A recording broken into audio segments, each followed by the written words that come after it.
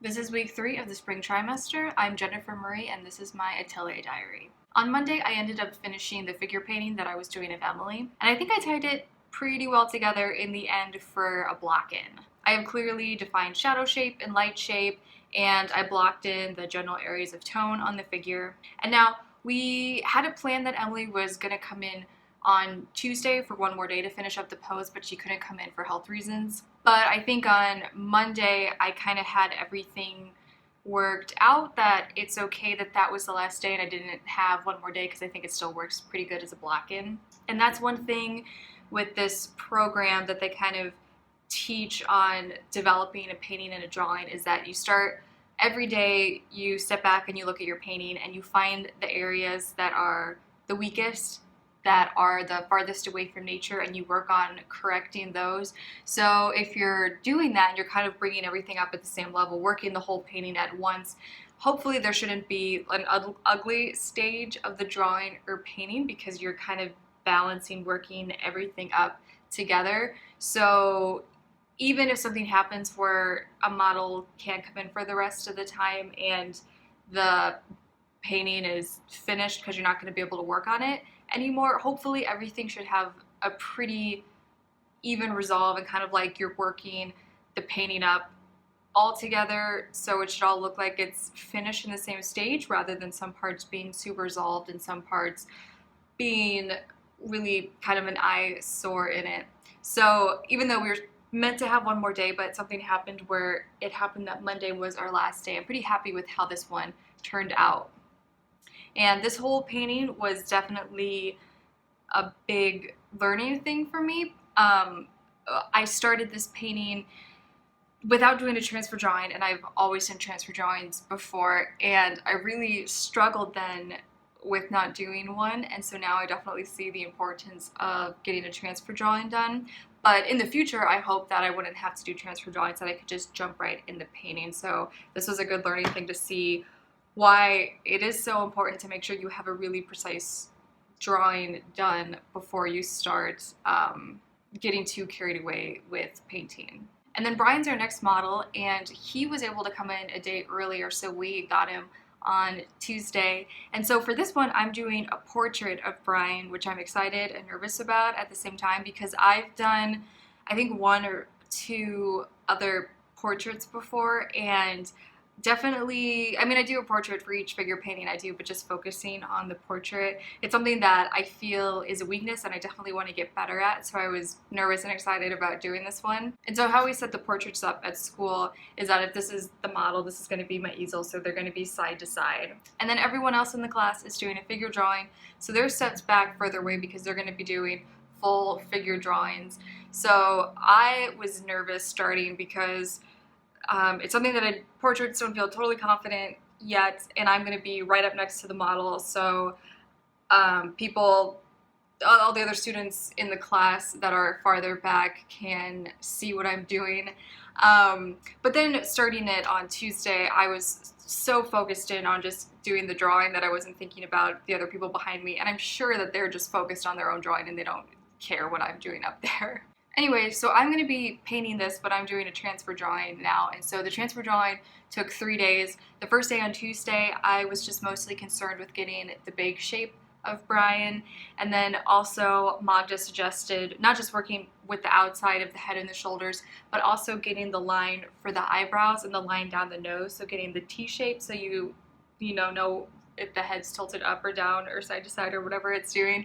And then also not only the T shape of the eyebrow and the nose, but also making sure that you get the bottom of the earlobes because that'll be showing the tilt up and down of the head. So a few times after I've got these parts in, I was correcting Brian, asking him to move his head to the side or up a little bit, and definitely making sure that you have the line of the eyebrows, the nose, and the earlobes makes it easy to see where my drawing is straying or if he's trying to kind of like his head's drifting a little bit out of the pose. And then on Wednesday, I was working on getting the shadow shapes in and the features, getting them in really roughly, just the biggest shadow shapes.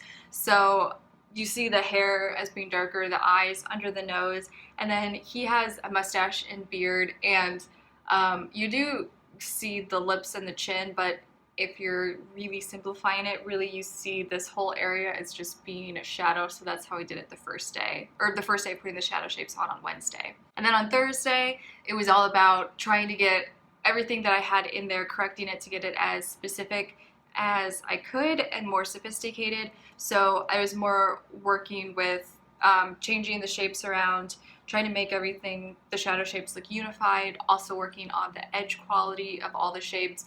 And then I could break up the mass that's here with the mouth and the chin a little bit. So I brought out the light shape of the chin, because that's really all you can see is a little bit of the light shape. But I also didn't make that light shape as bright as, say, the forehead or the cheeks. So I just took my kneaded eraser and kind of dashed out, kind of like pulled the charcoal out rather than like making it really clean. So hopefully the chin sits back more and it's more softer in the shadows rather than like the harder lines of the forehead and the cheeks, so it looks more naturalistic. And then at the end too, I had some extra time, so I used some white chalk and I pulled out the highlights on his forehead, chin, and then around his cheekbones to get it to look more more naturalistic.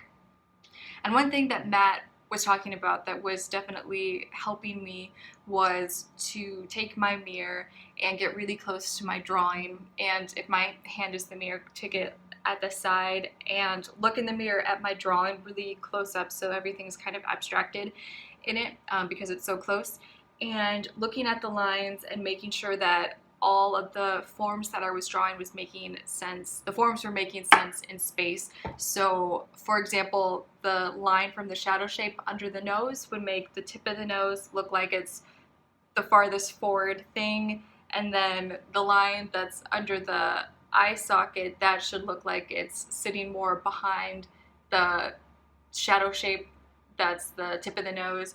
And then making sure also that from these two lines that the side of the cheekbone is farther back than that, and then the ear line is farther back than that. So just really being critical that all of these lines are representing forms in space.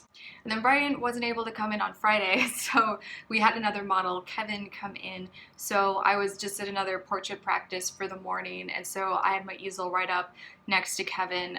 So this is just a one-day portrait, and I'm pretty happy on how it turned out, because I feel like it definitely looks like a portrait, and I captured the likeness of Kevin, though I feel like if I would have had more time and would have been able to slow down a little bit more to correct things, I could have gotten the likeness better. But it definitely makes me feel more confident that in a morning I can get a portrait looking pretty decent.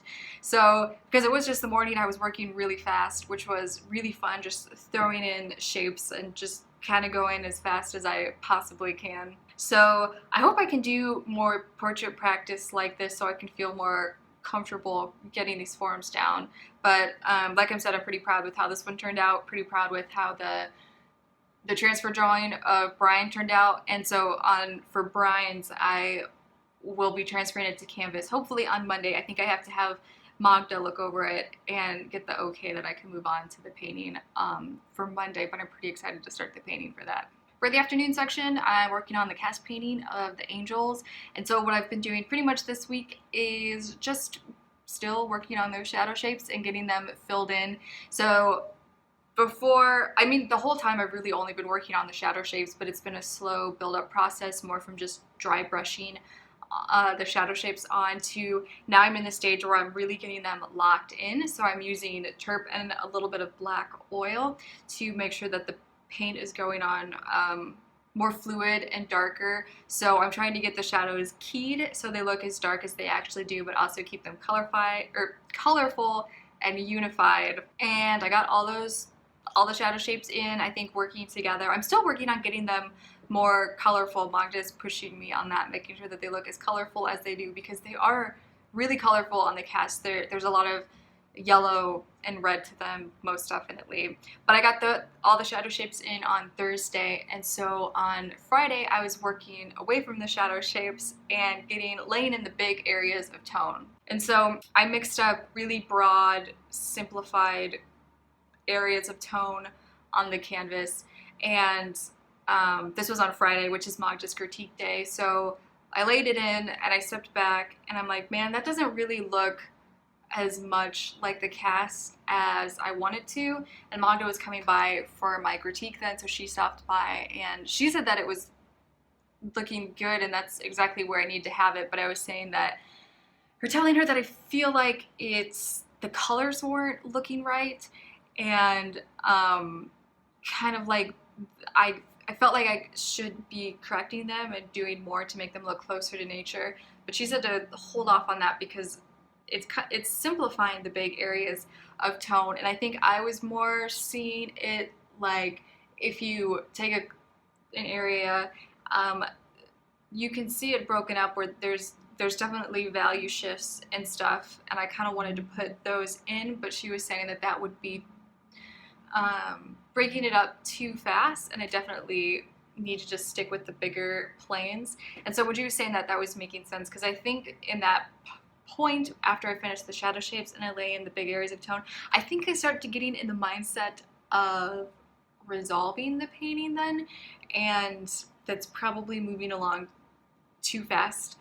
So I just kept it how I had it with the big areas of tone. And she was saying then that if I pick an area of high contrast, that's also the focal point, that's where I should go to start breaking it up and start making things more specific there. So what I did was I chose the baby's head, the baby that's in the center, so it's the focal point. It has close to the darkest shadow, but definitely the brightest highlight, which is in the hair. So I started working with that on Friday and pulling out the highlights. And once I saw that, I could base everything off of that. Then where I could, the baby that is on the right, I could start where it kind of glows off of the head. I could bring that up a little bit, making sure that the area that I'm bringing it up in value isn't matching the value of the shine on the center baby's head. And then other areas too, like some of the legs and just where the light's kind of bouncing off the cast.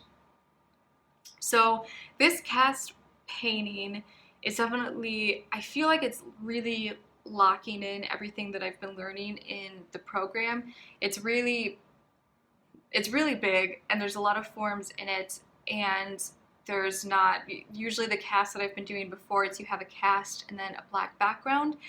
And so I know how to develop those things, and then this cast feels completely new and different. So it's been, I think, a really good exercise where it's pushing myself to really make sure that I understand the guidelines of the program on how to develop a painting and drawing and applying it to everything, so something as different as this cast. So I think it's just a really good thing that I'm doing this right now.